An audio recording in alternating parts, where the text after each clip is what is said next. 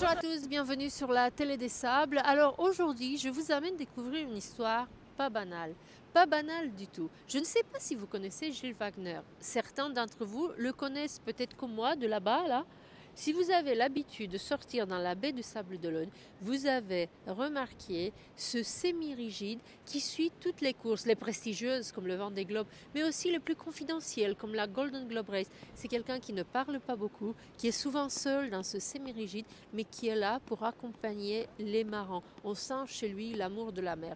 Et puis ceux qui les connaissent avec l'autre casquette, des clubs de business de Vendée, vous diront, mais si, Gilles Wagner, c'est celui qui gère depuis 15 ans au Sable d'Olonne les fameux chantiers privilèges. Je suis allée demander à Gilles Wagner, vendéen d'adoption, sablé amoureux de la ville depuis 15 ans maintenant, qui est-il d'abord? Vous savez, en poche, il a un bac pro. Et avec un bac pro, il est parti de Metz et il a monté des boîtes incroyables. Lorsqu'il a laissé la gérance de privilèges, il laissait 250 employés. Alors qu'il avait pris cette boîte qui n'était même plus au Sable d'Olonne, elle était à Lorient. Il a remonté de zéro. Alors moi j'ai été intriguée, je pense que vous le serez aussi. Et donc je suis allée le rejoindre, tenez-vous bien, dans un camping-car, pas loin d'ici, là-bas, au Château d'Olonne. Allez, on y va.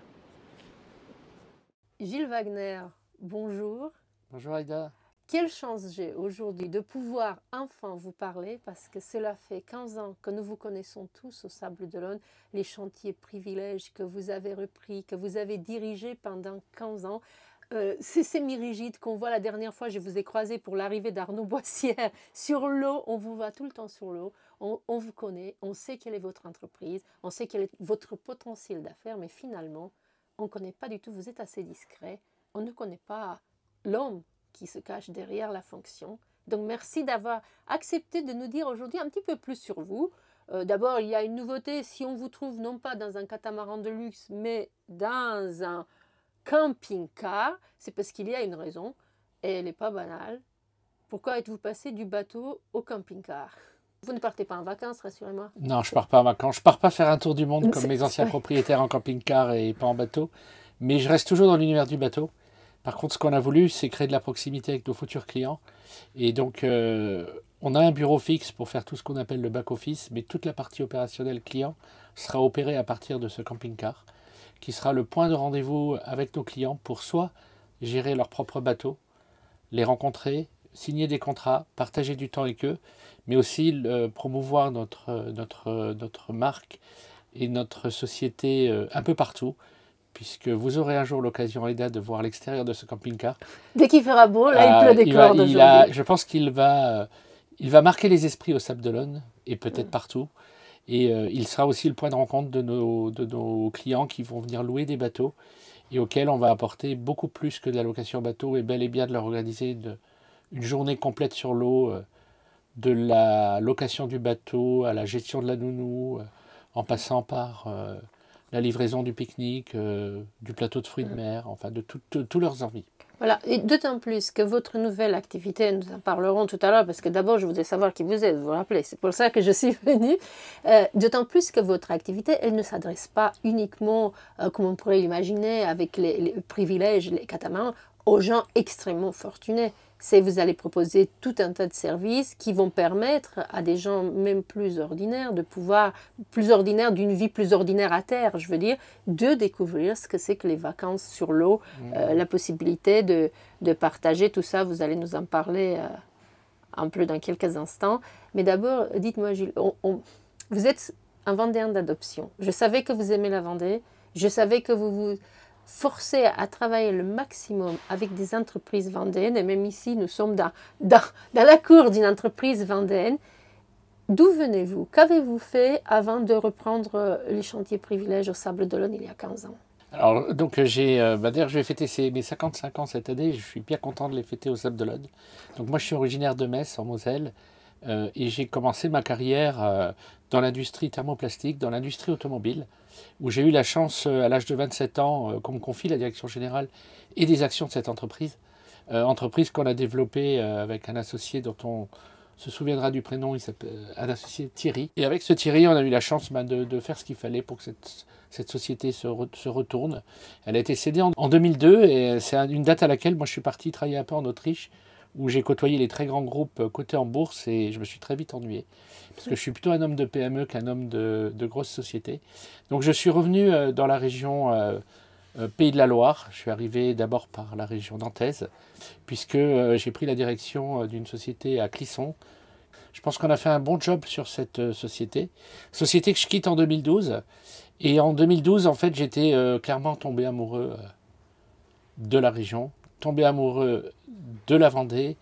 Quand bien même j'opérais à Cugan, à Clisson, pardon, dans le 44, on habitait dans le 85 et nos temps libres, on venait les passer au Sable d'Olonne et on venait les passer le long de la mer en Vendée.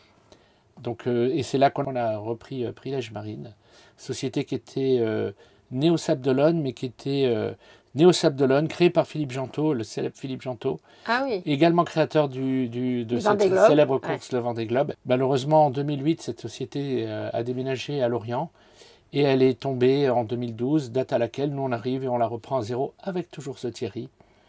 Et donc avec Thierry, on reprend l'opération, on ramène tous les actifs, en tout cas tout ce qu'on achète à Lorient et on décide de revenir. Notre projet s'appelait Retour aux sources, donc revenir sur les terres originales de la marque pour y retrouver son savoir-faire, son savoir-être, toute sa valeur. Et on a réussi à réintégrer, grâce à l'appui et à la dynamique de la Vendée, à réintégrer les locaux historiques. Et on est reparti en juin 2012 avec 0 personne. Et c'est une société qu'on a cédée en 2024 avec à peu près 250 salariés. Ah oui, donc l'année dernière. Et là, vous vous lancez dans une nouvelle aventure. Moi, je vous ai surtout vu sur l'eau. Je vous ai surtout vu sur l'eau, non pas dans un bateau de luxe, mais dans ce semi-rigide. Vous naviguez énormément. Vous n'êtes pas juste quelqu'un qui crée des activités économiques autour de la mer. Vous l'avez vraiment l'eau dans le sang alors que vous n'êtes même pas né en bord de mer. C'est à partir de quel moment que... Est-ce que c'est privilège qui vous a fait aimer la mer ou est-ce que vous y étiez déjà un peu touché, frôler les activités nautiques auparavant? Alors, je vais essayer de faire une très longue histoire, je vais essayer de vous la résumer très rapidement. Quand j'étais plus jeune, 8 ans, 9 ans, 10 ans, 12 ans, 13 ans, chaque fois qu'on partait en vacances avec mes parents, on allait au bord de la mer, puisque quand on habite à Metz, on y est loin. Et à chaque fois, je voyais des bateaux et je me disais... et à l'époque, on voyait des semi-rigides ou même c'était des bateaux tout gonflables de 4 mètres, des Zodiac, des Bombards, d'autres marques, des Beneteau, des Jeannot, peu importe. Et je me disais, oh, ça doit être super bien d'être sur l'eau. Et chaque fois, je rêvais. En fait, je passais devant les magasins qui vendaient ça et je passais des heures à regarder la vitrine et mes parents me disaient, bon, ça c'est bien, on y va maintenant. Je me suis acheté mon premier bateau en 2005. J'ai acheté le bateau, j'avais pas encore le permis. Et du coup, j'ai rapidement passé le permis et puis depuis, c'est tombé. J'ai découvert que la mer était un espace de liberté énorme. C'est un endroit où vous sortez 10 fois, vous avez 10 paysages différents, quand bien même vous êtes au même endroit. Les couleurs changent, la faune, la flore, enfin il y a une... Voilà, la mer c'est un espèce de liberté encore. C'est encore un des rares endroits où on nous fixe pas trop de règles. À nous de la respecter. Et généralement, elle nous la rend très bien. Donc voilà pourquoi je suis passionné par la mer. Mais quand j'écoute votre histoire de mer, je ne peux pas m'empêcher de me dire que vous avez acheté le bateau avant d'avoir le permis, de la même manière que vous avez commencé à redresser des sociétés sans être passé par une grande école du commerce.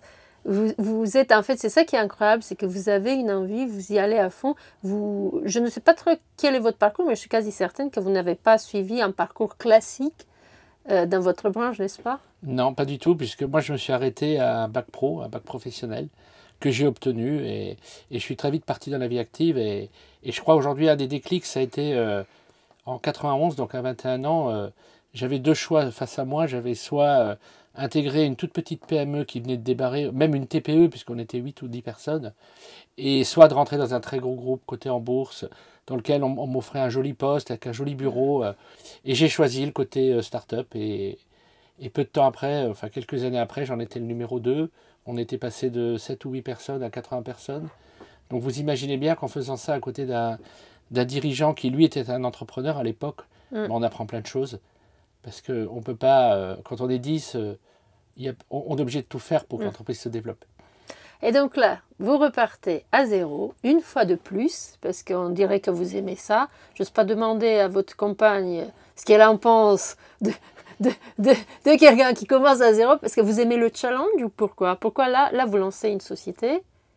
c'est un projet qui me paraît fabuleux, moi, de ce que j'ai cru comprendre. Mais c'est aussi un peu stressant, non? Alors d'abord, je vais parler pour ma compagne et je vais la remercier parce que sans elle et sans la famille qui nous accompagne dans ce genre de sujet, on ne peut pas le faire. On ne peut pas partir tout seul. On a besoin d'un soutien et un accompagnement de la famille, un soutien moral. On a besoin d'être accompagné et c'est le cas. Donc ça, c'est déjà un point important. Oui, effectivement, en fait, je pense que ce qui est challengeant dans la vie, c'est de se fixer des objectifs et c'est ce qui motive en fait le démarrage d'une nouvelle entreprise. On essaye de... D'autant plus que 100% de mes activités, j'ai jamais rien inventé. On a à chaque fois, quand vous reprenez une entreprise en difficulté, un jour elle a marché. Donc le travail, c'est de dire mais comment faire pour qu'elle marche à nouveau.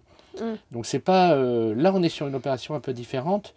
On a découvert avec ma compagne, justement, puisqu'on est des plaisanciers, on a un bateau, en l'occurrence au Sable d'Olonne, un moteur, et on est des locataires de bateaux quand on part à l'étranger ou quand on part en vacances.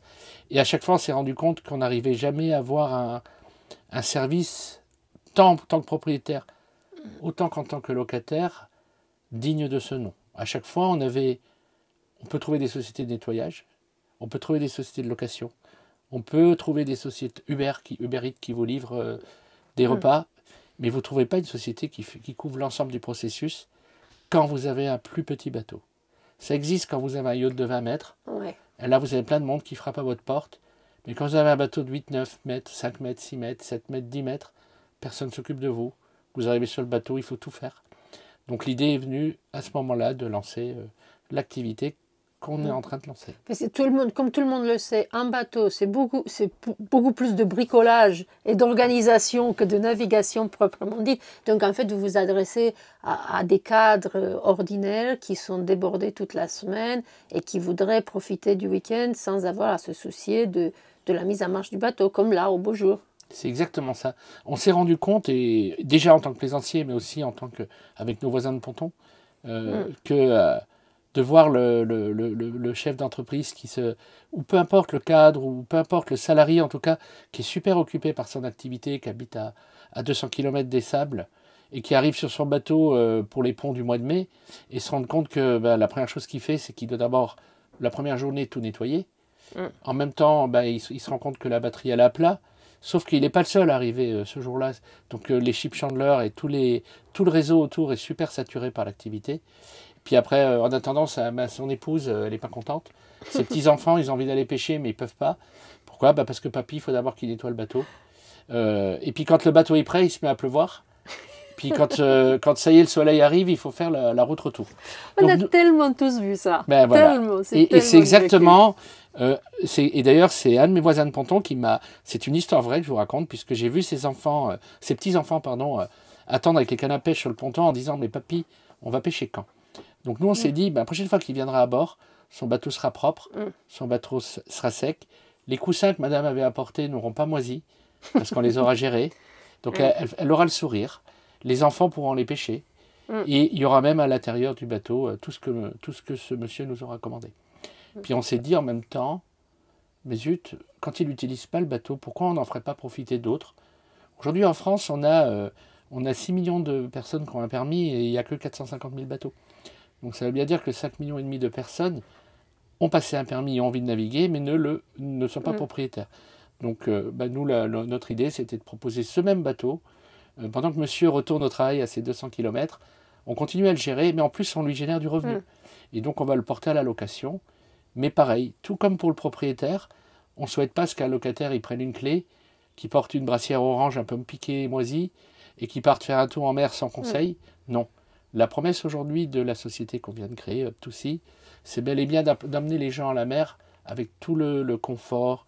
On va leur gérer le pique-nique, on va leur faire porter des gilets, on va leur fournir des habits si besoin. En fait, on va leur organiser une journée, pas simplement louer un bateau. Et dans cette partie-là, tout ça, on va le faire en nous appuyant sur un système digital qui va faciliter la vie du locataire et qui va aussi connecter le bateau avec le propriétaire. C'est-à-dire qu'on aura un système digital, un système numérique qui va permettre de faciliter la vie à tout le monde. Comme une application, vous voulez dire? C'est une application qui va arriver sous peu, dont on est très fiers et dans laquelle on aura même un drive, parce qu'on va pouvoir nous commander, bien sûr sous délai de prévenance, le pique-nique. C'est-à-dire que Quand monsieur arrivera de Angers, prendre son bateau, le bateau sera propre, il fonctionnera, les coussins ne seront pas moisis, il y aura le pique-nique à bord. Mais est-ce que si on n'a pas assez d'argent, si on veut que les coussins ne soient pas moisis, que le bateau soit propre, que les choses ne soient pas rouillées, que ça marche, mais qu'on n'a pas les moyens de prendre toutes les options, il y a des options, on peut choisir. On sait qu'aujourd'hui, on a des clients qui, eux, adorent nettoyer le bateau et prendre soin. Donc nous, on va simplement faire ce qu'on appelle de la surveillance et du petit nettoyage. Et on va porter le bateau à la location. Et on peut aller jusqu'à la gestion complète clé en main. Ben, les coûts de conciergerie sont couverts par les revenus de la location. Donc en gros, on dit à ce monsieur, ben, pour rien, ou en tout cas pour presque rien, on s'occupe du bateau. On s'occupe de tout. Et si quelqu'un n'a pas le permis, ou a peur, ou si madame ne fait pas confiance à son capitaine, est-ce que vous avez une formule aussi, ou c'est juste... Oui, aussi. Alors déjà, pour tout marin, même aguerri, on s'est donné comme consigne de faire une mise en main de l'ordre de 30 minutes du bateau. On a prévu de faire des vidéos tutos que le locataire aura dans sa disposition, et bien du bateau qu'il loue et non pas d'un bateau. Comment on met un guindeau, comment on allume un moteur, voilà. Et si besoin, on peut mettre à disposition un skipper diplômé, ou alors accompagner pendant 1 heure ou 1 heure et demie le locataire en mer pour le rassurer, lui montrer toutes les manœuvres, revenir avec lui au port où il va passer 1 heure ou 2 heures avec nous. Et au terme de ces 2 heures, il se sentira à l'aise. Nous, ce qu'on veut, c'est qu'au retour le soir, il ait la banane, qu'il soit content, que madame dise « Ah bah tout compte fait, c'est bien de louer un bateau ». Mais c'est aussi la madame du propriétaire de dire bah, « Tout compte fait, c'est cool d'avoir un bateau ». Qui ne coûte rien, déjà, parce qu'un bateau, même rouillé avec le coussin moisi, ça coûte quand même déjà. Ça coûte, et vous avez raison. Donc voilà, c'est rapporter du plaisir là où ça mérite d'avoir du plaisir. Si vous êtes un peu anglophone, up to sea, ça veut dire jusqu'à la mer. Et c'est bien ce qu'on veut porter, c'est-à-dire que nous, on gère les contraintes et on vous laisse la mer. C'est très joli, c'est un beau projet. En vous écoutant là, je viens de me dire que finalement, la vie de chef d'entreprise et d'une entreprise, c'est un peu la même chose que la vie d'un marin lorsqu'il part faire une course. En fait, on sait grosso modo où on va, mais on ne sait pas du tout ce qu'on va avoir en route. On ne sait pas ce qu'il y aura au bout du chemin. Et il faut rester optimiste et puis y aller step by step pour utiliser l'anglais. C'est un peu ça, hein, c'est fou. C'est vrai. Je pense que, ouais, en fait, effectivement, je pense que diriger une entreprise ou diriger un projet ou diriger l'équipe, c'est définir un cap, se définir un but et d'adapter la trajectoire en fonction de la réalité de l'environnement. Aujourd'hui, quand on prend ce qu'on a démarré, Up to Sea, aujourd'hui, c'est 1 an d'études. Donc c'est sorti commercialement il y a quelques heures, quelques jours. Pour autant, ça a 1 an de travail derrière. Deuxième point, et vous le savez, je crois très bien, pour réussir un Vendée Globe, une OGR, une GGR ou une course, il faut un équipage autour de soi. Le marin tout seul ne fera jamais rien. Et donc, un gros travail mené aussi par Up to Sea, c'est d'avoir, comme je l'ai dit, ma famille autour de moi, ma famille avec moi. C'est un projet familial. Même notre fille de 14 ans est actionnaire. Alors, elle a cassé son cochon, et elle nous rembourse en sueur. Mais c'est le principe d'avoir de la famille engagée dans le projet et puis de savoir s'entourer. Et donc, on a, pendant cette année-là, décidé de sélectionner des partenaires autour de nous comme Format Coupe. On est dans ses bureaux aujourd'hui. C'est un Vendéen. L'agence Zedenco, une agence vendéenne, un cabinet d'avocats vendéen. Voilà, donc on est vraiment, on s'est entouré de personnes, de personnalités et de personnes autour de nous et de sociétés capables de nous aider aussi. On ne peut pas faire tout seul. Ouais, vous savez, Gilles, nous, à la Télé des Sables, on a l'habitude de suivre les belles initiatives. Notre projet, c'est de suivre les belles choses positives depuis le début. On va avoir 5 ans le 2 juin. Dans un mois, on va avoir 5 ans. Et je me dis, et on suit surtout beaucoup de bateaux, dans beaucoup de courses. Et moi, j'ai très envie de suivre votre aventure à la manière dont on suit les bateaux de temps en temps pour avoir des nouvelles, voir comment ça progresse. Si vous avez le temps, de temps en temps, moi, j'adorerais revenir vous voir et voir où ça en est et comment ça se passe et quelles sont les joies, quelles sont les galères. Mais avec plaisir, Aïda, parce qu'on n'a pas de secret aujourd'hui. Je pense qu'on veut partager aussi, et on le montre au travers des réseaux sociaux. On vit tous des périodes, les périodes sont de plus en plus difficiles.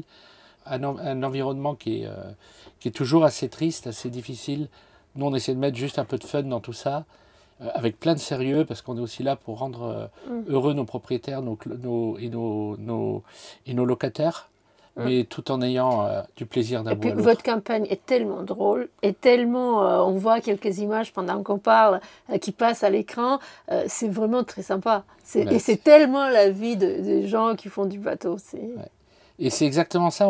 Je pense qu'aujourd'hui, il y a une réalité, et puis il faut arrêter de penser que la mer, c'est les yachts. La mer, c'est quand même 80% de bateaux de taille modeste, de 5 mètres à 12 mètres. Et c'est la cible aujourd'hui qu'on veut mettre en avant. Et il n'y a aucune raison que sur un bateau de 5 mètres, on ne puisse pas manger des langoustines fraîches. Voilà. Écoutez, on vous souhaite bon vent, et puis Merci on vous dit Aïda. à bientôt. À bientôt et au plaisir. Merci.